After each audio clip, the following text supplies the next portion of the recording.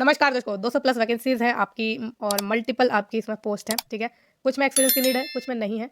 और बात करें कि कौन-कौन सी लोकेशन से लोग इसमें अप्लाई कर सकते हैं, मतलब डोमिसाइल होना चाहिए उनके पास। तो चंडीगढ़ है, चंडीगढ़ के बाद दिल्ली और दिल्ली के बाद आपका आ गया हरियाणा, हिमाचल प्रदेश, जम्मू कश्मीर, लद्दाख, मध्य प्रदेश, पंजाब, राजस्थान, उत्तर प्रदेश, उत्तराखंड, ठीक है? पोस्ट आपकी है सीनियर असिस्टेंट की, official language, senior assistant accounts में, सीनियर असिस्टेंट इलेक्ट्रॉनिक्स में और जूनियर असिस्टेंट फायर सर्विसेज में।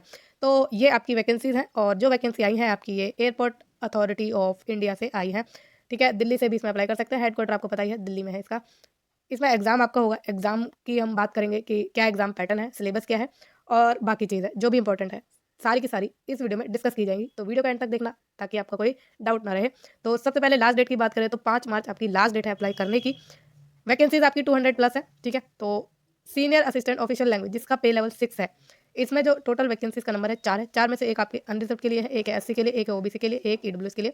हॉरिजॉन्टल रिजर्वेशन दिया जा रहा है पीडब्ल्यूडी को, एक्स सर्विसमैन को और एक्स अग्निवीर्स को भी।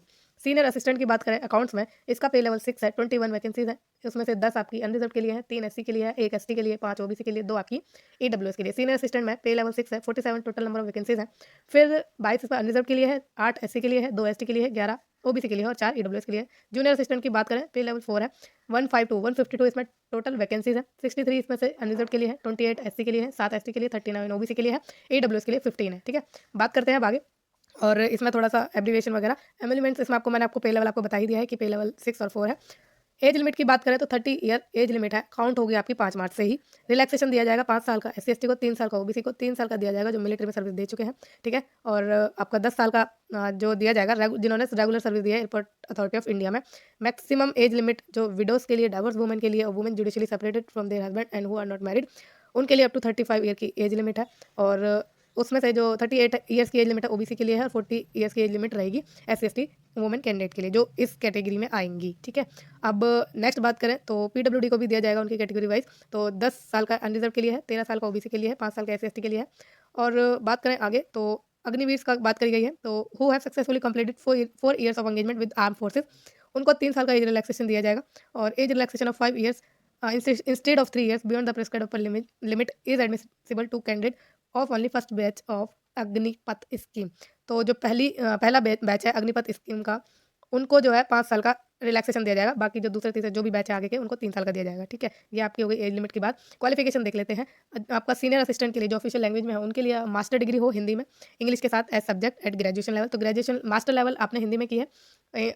और जो आपका सब्जेक्ट है ग्रेजुएशन लेवल में वो इंग्लिश भी रहा है, या फिर आपने मास्टर डिग्री इंग्लिश में की है और हिंदी आपका ग्रेजुएशन लेवल में एक सब्जेक्ट रहा है, ठीक है? या फिर master degree in any subject apart from Hindi और इंग्लिश, अगर हिंदी और इंग्लिश के अलावा किसी और सब्जेक्ट में आपने अपनी मास्टर डिग्री ली है तो वो जो है हिंदी के साथ की हो और इंग्लिश आपका कंपलसरी या ऑप्शनल सब्जेक्ट रहा हो आपके डिग्री लेवल पर। या फिर आपने मास्टर डिग्री अगर किसी और मतलब सब्जेक्ट में ली है हिंदी इंग्लिश के अलावा, तो हिंदी आपका उसमें आपने पढ़ा हो, ठीक है? और इंग्लिश आपका मीडियम हो और कंपलसरी या ऑप्शनल सब्जेक्ट हो या फिर मीडियम ऑफ एग्जामिनेशन हो आपके ग्रेजुएशन लेवल पर। Means if at graduation level Hindi is medium, अगर आपके ग्रेजुएशन लेवल पर हिंदी मीडियम रहा है then English should be compulsory optional subject. और तो इंग्लिश आपका एक कंपलसरी ऑप्शनल सब्जेक्ट रहा हो, और अगर इंग्लिश मीडियम रहा है तो हिंदी आपका एक कंपलसरी या ऑप्शनल सब्जेक्ट रहा हो आपकी ग्रेजुएशन लेवल पर, ठीक है?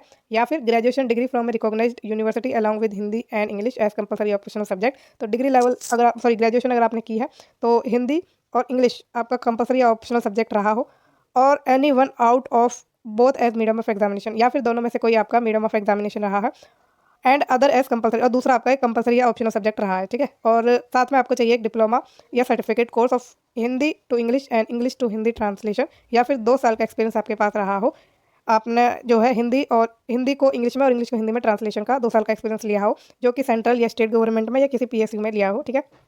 In addition to qualification criteria computer literacy test in MS Office Hindi, तो आपको जो है कंप्यूटर का लिटरेसी टेस्ट भी देना है एमएस ऑफिस हिंदी में। एक्सपीरियंस की बात करें तो 2 साल का रेलिवेंट एक्सपीरियंस होना चाहिए आपका कंसर्न डिसिप्लिन में। सीनियर असिस्टेंट अकाउंट में बात करें तो ग्रेजुएट अगर आप हैं बीकॉम में, प्रीफरेबली बीकॉम में with computer literacy test in MS Office. अगर आप किसी भी और दूसरे सब्जेक्ट में ग्रेजुएट हैं आप तब भी भर सकते हैं, लेकिन अगर बीकॉम में अगर आपने की हुई है ग्रेजुएशन तो इसमें आपको प्रेफरेंस मिल जाएगी, ठीक है? तो बीकॉम प्रीफर की जाएगी, अदरवाइज अदर डिसिप्लिन के कैंडिडेट भी इसमें भर सकते हैं। और उसके साथ आपको computer literacy test in MS Office भी आपके पास होना चाहिए, मतलब आपको आनी चाहिए क्योंकि आपका टेस्ट होगा। फिर एक्सपीरियंस की बात करें तो 2 साल का एक्सपीरियंस आपके पास होना चाहिए रेलेवेंट डिसिप्लिन में। सीनियर असिस्टेंट इलेक्ट्रॉनिक की बात करें तो डिप्लोमा अगर आपके पास है इलेक्ट्रॉनिक्स का या टेलीकम्युनिकेशन का या रेडियो इंजीनियरिंग का, और साथ में 2 साल का रेलेवेंट एक्सपीरियंस है तो आप इसमें फॉर्म भर सकते हैं। जूनियर असिस्टेंट की बात करें तो 10th पास है, उसके साथ आपने 3 साल का अप्रूव्ड रेगुलर डिप्लोमा लिया है मैकेनिकल में या ऑटोमोबाइल में या फायर में, तो आप इसमें फॉर्म भर सकते हैं। या फिर आपके पास सिर्फ 12th है, रेगुलर स्टडी की है आपने, तो आप फॉर्म भर सकते हैं। आपके पास या तो ए होना चाहिए या बी होना चाहिए, दोनों में से एक होना कंपलसरी है, ठीक है। अब ड्राइविंग लाइसेंस भी आपके पास होना चाहिए, इसी के साथ आपके पास अगर वैलिड हैवी ड्राइविंग लाइसेंस है या फिर आपके पास वैलिड मीडियम व्हीकल लाइसेंस है जो 1 साल पहले इशू किया गया है इस एडवर्टीजमेंट के, या फिर valid light motor vehicle licence है जो 2 साल पहले इशू किया है इस एडवर्टीजमेंट की, तो आप इसमें फॉर्म भर सकते हैं, ठीक है।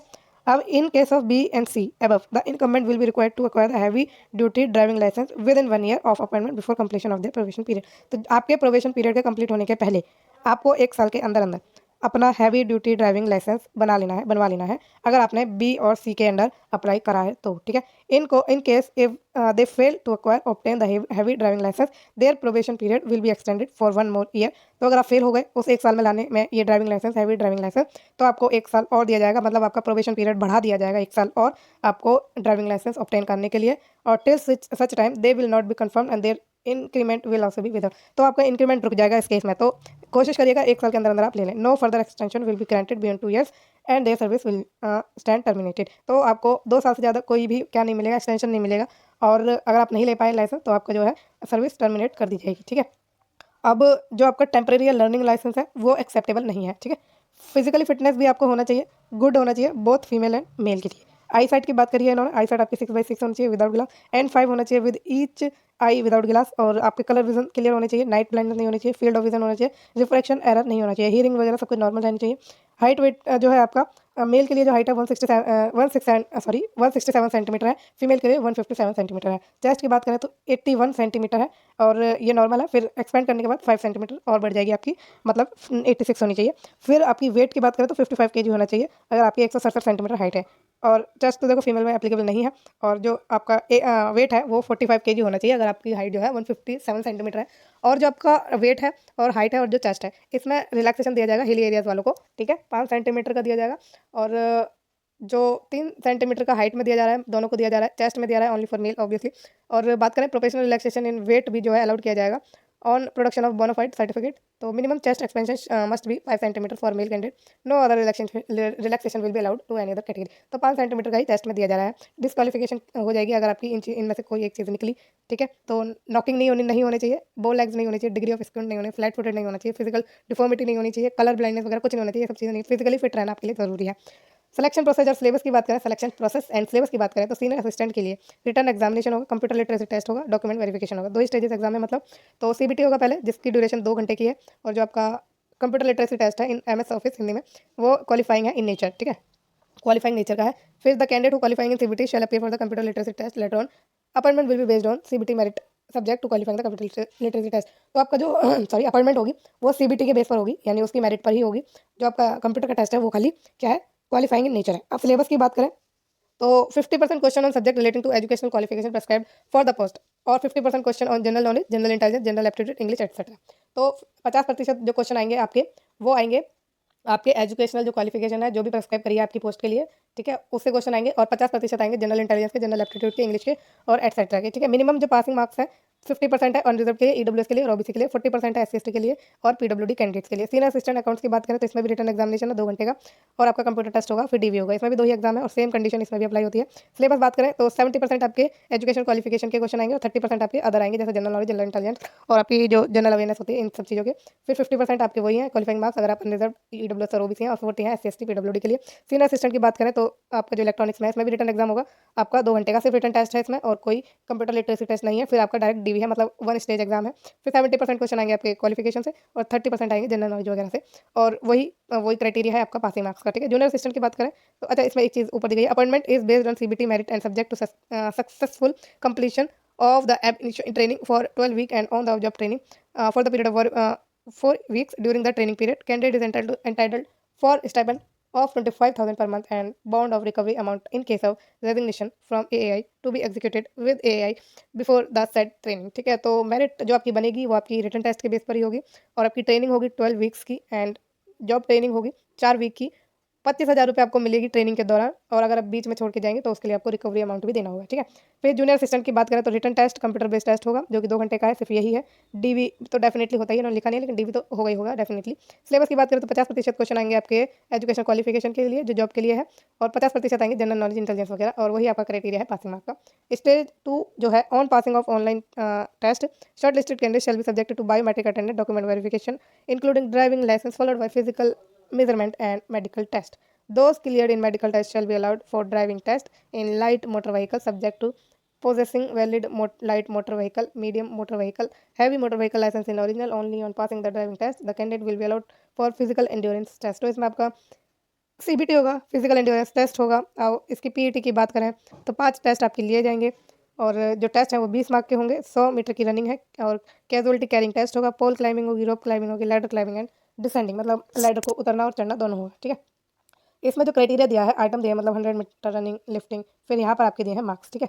तो आइटम आइटम की बात करें, 100 मीटर रनिंग है, अगर आप वो 12 सेकंड में करते हैं तो आपको 20 मार्क दिए जाएंगे, 13 सेकंड में करते हैं तो 18 मार्क दिए जाएंगे, ये मेल कैंडिडेट के लिए है, ठीक है। 14 सेकंड में करते हैं तो 16 दिए जाएंगे, 15 में करते हैं तो 14 दिए जाएंगे, 16 में करते हैं तो 12 दिए जाएंगे, और उससे आगे आपको कोई मार्क्स नहीं दिए जा रहे। फिर जो लिफ्टिंग एंड कैरिंग है, वो आपको 50 केजी का जो बैग है, सैंड बैग, वो उठा के भागना है 50 मीटर तक। अगर आप वो 20 सेकंड में भाग लेते हैं तो 20 मार्क दिए जाएंगे, और ये वाला इन्होंने खाली छोड़ा हुआ है। फिर 30 सेकंड में करते हैं तो आपको 16 मार्क दिए जाएंगे। फिर आप 40 सेकंड में करते हैं तो 12 मार्क दिए जाएंगे। पोल क्लाइंबिंग करते हैं 30 सेकंड में 8 मीटर की, तो फुल हाइट अगर आप चढ़ लेते हैं तो 20 मार्क दिए जाएंगे। 3/4 चढ़ते हैं, यानी आप जो है 6 मीटर चढ़ लेते हैं तो आपको जो है 16 मार्क दिए जाएंगे। 2/3 चढ़ लेते हैं तो आपको 12 मार्क दिए जाएंगे। हाफ चढ़ते हैं तो 10 मार्क दिए जाएंगे। 1/3 चढ़ेंगे तो 8 दिए जाएंगे, ठीक है। रोप क्लाइंबिंग की बात करें, 20 सेकंड में 8 मीटर फुल चढ़ लेते हैं आप, ठीक है, तो 20 मार्क दिए जाएंगे। 3/4 के लिए आपको 16 दिए जाएंगे। 2/3 के लिए आपको 12 दिए जाएंगे। हाफ के लिए 10 दिए जाएंगे। 1/3 के लिए सेम ही है, ठीक है। फिर फुल लैडर क्लाइंबिंग की बात करें इन सेकंड, 35 सेकंड वालों के लिए 20 मार्क है, 45 वालों के लिए 18 है, 60 वालों के लिए 16 है, और 75 वालों के लिए कितने हैं, 14 है, 19 के लिए 12 है, उससे फर्दर कुछ भी नहीं है, ठीक है। फिर 0 मार्क दिए जाएंगे फॉलोइंग सिनेरियो में। आप अगर 16 सेकंड से ज़्यादा ले लेते हैं 100 मीटर की रनिंग में तो 0 दे देंगे, और अगर आप 40 सेकंड से ज़्यादा ले लेते हैं सैंड बैग को लेकर भागने में तो भी आपको 0 दिए जाएंगे। और अगर आप जो है 1/3 से कम चढ़ते हैं 30 सेकंड में पोल को, तो आपको 0 दिए जाएंगे। 1/3 हाइट अगर आप 20 सेकंड में चढ़ते हैं, उससे नीचे चढ़ते हैं 1/3 से नीचे, तो आपको 0 दिए जाएंगे। और 90 सेकंड में अगर आप फुल लैडर की क्लाइंबिंग और डिसेंडिंग करते हैं 90 सेकंड से ज़्यादा में, तो आपको 0 मार्क दिए जाएंगे, ठीक है। 100 metre running is required to be completed in maximum 16 second feeling to 0 mark. तो ये मैंने आपको बता ही दिया है, कैजुअलिटी वगैरह जो आपको बैक कैरी करना है। और total height of rope and pole shall be after adding 2 metre, example for male 6 + 2 8 metre. तो ये मैंने आपको बता दिया सारी चीज़ें। फीमेल कैंडिडेट्स के लिए बात करें तो 100 मीटर की रनिंग अगर वो 15 सेकंड में करती हैं तो 20 मार्क मिलेंगे। 16 सेकंड में करते हैं तो 18, 17 में करते हैं 16, 18 में करते हैं तो 14, और 19 में करते हैं तो 12। फिर लिफ्टिंग की बात करें तो उनको 30 केजी लेके भागना है 50 मीटर तक। अगर वो 25 सेकंड में करते हैं तो 20 मार्क मिलेंगे, 35 में करेंगे तो 16 मिलेंगे, 45 में मिलेंगे तो 12 मिलेंगे। पोल क्लाइंबिंग की बात करें, फुल हाइट चढ़ जाते हैं तो आपको 20 मार्क मिलेंगे, और ये 30 सेकंड में 6 मीटर चढ़ना है तो फुल चढ़ गए तो 20 मार्क मिलेंगे। 3/4 चढ़े तो 16 मार्क मिलेंगे। 2/3 चढ़े तो 12 मार्क मिलेंगे। हाफ चढ़े तो 10, और 1/3 चढ़े तो कितना मिलेगा 8, ठीक है। अब रोप क्लाइंबिंग की बात करें तो 20 सेकंड में 6 मीटर के लिए चढ़ना है, और सेम आपका ये नंबर ऑफ मार्क्स मिलेंगे, सेम आपकी ये क्राइटेरिया के लिए। इतने फुल चढ़ने के लिए 20 मिलेंगे, 3/4 चढ़ने के लिए 3/4 चढ़ने के लिए आपको 16 मिलेंगे, ये मिलेगा, ठीक है। फिर लैडर की बात करें तो 40 सेकंड में अगर आप चढ़ भी लेते हैं उतर भी लेते हैं तो 20 मार्क मिलेंगे। 50 सेकंड्स के लिए 18 मिलेंगे, 65 सेकंड्स के लिए 16 मिलेंगे, 80 सेकंड्स के लिए आपको 14 मिलेंगे, 100 के लिए 12 मिलेंगे, ठीक है। अब आपको 0 मार्क कब दिए जाएंगे, जब आप 100 मीटर की रनिंग 19 सेकंड से ज़्यादा करेंगे, और 30 किलो के वजन को लेकर भागने के लिए 50 मीटर तक, अगर उसमें आप 45 सेकंड ज़्यादा लेते हैं तो आपको 0 मिलेंगे। और आप जो है 1/3 से कम हाइट चढ़ते हैं 30 सेकंड में तो आपको 0 मिलेंगे। 1/3 से कम हाइट चढ़ते हैं 20 सेकंड में रोप क्लाइंबिंग में तो 0 मिलेंगे।